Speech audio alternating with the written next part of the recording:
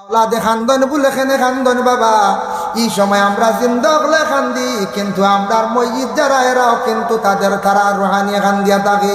এই খান্দন আমরা শুনি না, এই খান্দন শুনতে আমরা পাই না বাবা। আমরা হইলে একদিন খান্দিমু বাবা। ও কারণে খান্দে মেটায় বলে এই মুহূর্তে আমার গায়ের মধ্যে বিবার কাপড়টা লাগানো হয়ে যার গিয়া, আমি আর বেশ দেরি নাই রে মায়ার বাড়ি ছাড়িয়া, মায়ার বাবা মায়ার বোন ছাড়িয়া, মায়ার বাই ছাড়িয়া, সারা ছাড়িয়া অপর দেশে আমি যাই আর গিয়া।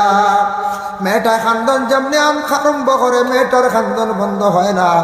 মেয়েটারে পালকির মধ্যে তুলার পরেও খান্দে, গাড়ির মধ্যে তুলার পরেও খান্দে। খান্দি খান্দি মেয়েটা স্বামীর বাড়ি পর্যন্ত যায়। বলা মসজিদে যখন গায়ের মধ্যে বাবা কাপড়টা লাগানি আরম্ভ হয়, মসজিদের রুহানি খান্দে। অতএব করার মধ্যে তুলার পরে খান্দে। যখন করার লইয়া রোহানা দিবা মসজিদে খান্দি খান্দি বাড়ি ছাড়িয়া যায় বাবা। কোন কারণে খান্দে?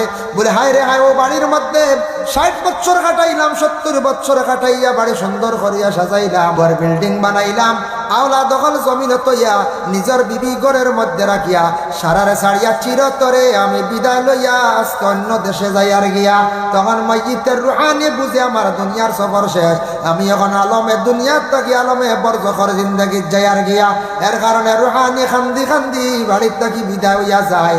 যার কারণে জেলা মেয়েটা বাবার বাড়ি ছাড়িয়া খান্দিয়া যায়, ঠিক তেমনি ভাবে মসজিদের রুহানি ওলা খান্দি খান্দি বিদায় হইয়া যায়।